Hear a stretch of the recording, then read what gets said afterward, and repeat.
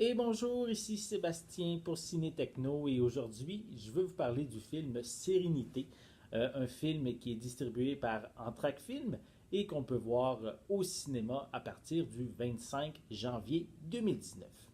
Donc ici, on est en janvier, hein, on est après la période des gros films qu'il y a eu à Noël. Donc c'est souvent des fois des petites miettes qu'on reçoit de la part des distributeurs.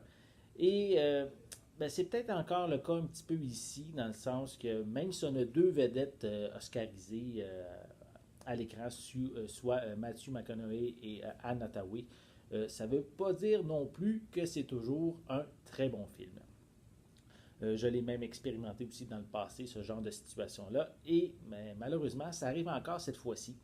Donc, au niveau de l'histoire, on va suivre un capitaine de bateau de pêche qui s'appelle Baker Deal et qui vit du tourisme et de la récolte de poissons.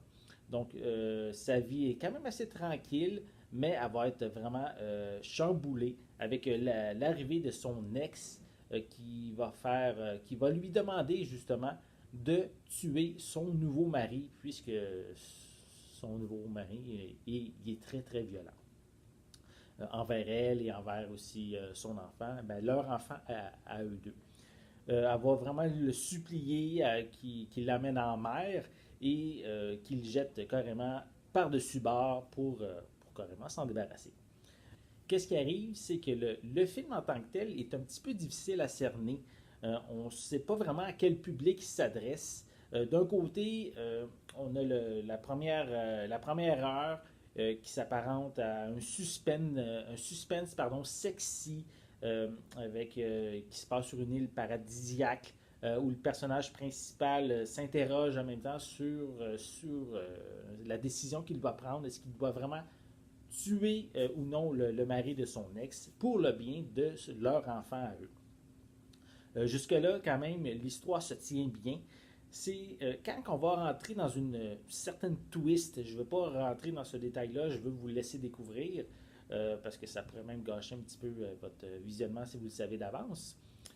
Donc, quand on arrive dans cette twist-là, là, l'histoire éclate vraiment un petit peu partout. C'est un élément très important qui arrive dans le récit, que ça change complètement la manière, surtout pour un personnage, de percevoir les lieux. Ça offre même à l'audience, aux spectateurs. Euh, on change de genre là, carrément. On s'en va peut-être même un peu plus du côté de la science-fiction à un certain point. Même si on regardait, si vous avez vu les bandes annonces, ce petit côté-là, science-fiction, on le voit pas absolument, on le voit vraiment pas venir. Et oui, c'est pour ça que je dis que c'est un twist, mais ça marche pas nécessairement toujours bien dans ce genre de récit-là. Au niveau de la performance des acteurs, Matthew McConaughey puis Anne Hathaway sont vraiment très bons lorsqu'ils performent à l'écran. C'est peut-être le couple qu'ils forment qui est pas nécessairement à la hauteur. Euh, on voit bien sûr la différence d'âge entre les deux protagonistes et c'est un petit peu dérangeant, surtout à un moment donné dans le film. Le personnage de Anne Hathaway va se remémorer plutôt la fois où elle a perdu sa virginité avec le personnage de Matthew.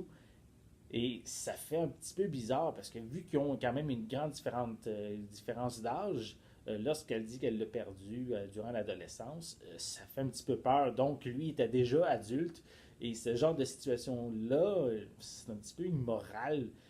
Ça arrive à quelques occasions des événements comme ça durant le film. Concernant le personnage de Jason Clarke qui interprète le méchant du film, celui qui bat sa femme, euh, oui, il y a une interprétation vraiment correcte dans le sens que, disons que oui, il mérite une bonne correction. Peut-être pas la mort, c'est évident, mais il mérite d'avoir une bonne correction versus ce qu'il fait subir aux membres de sa famille. On a aussi Diane Lane qui, elle, joue une femme qui utilise Baker, comme le personnage de Matthew, comme gigolo. Et on a aussi Jimon Hansu qui, lui, va interpréter le second du capitaine. Ces personnages-là sont pas vraiment très très importants hein, au sein du récit, sont même anecdotiques dans l'histoire. Donc, oui, ils ont une présence intéressante, mais sans plus. Là, même s'ils n'avaient pas été là, ça n'aurait pas changé grand-chose au récit. Donc, ici, on débute par on pourrait dire peut-être pour terminer, on débute par un 60 minutes bien intéressant, qui a un bon déroulement, mais qui mélange vraiment les cartes un petit peu trop inutilement pour la suite. Ça en résulte par une déception à la fin du visionnement. Je vais lui donner la note de 5,5 sur 10. Donc, j'espère que vous avez aimé cette vidéo. Si c'est le cas, n'hésitez pas à mettre un pouce en l'air, à laisser des commentaires. J'ai hâte de savoir qu'est-ce que vous pensez du film Sérénité. N'oubliez pas non plus de vous abonner à ma chaîne en cliquant sur le petit logo qui est juste ici. Ça va vous permettre d'être à l'affût de mes prochaines capsules. En attendant, je vous souhaite une bonne journée, une bonne soirée. Je vais être de retour très bientôt. À la prochaine.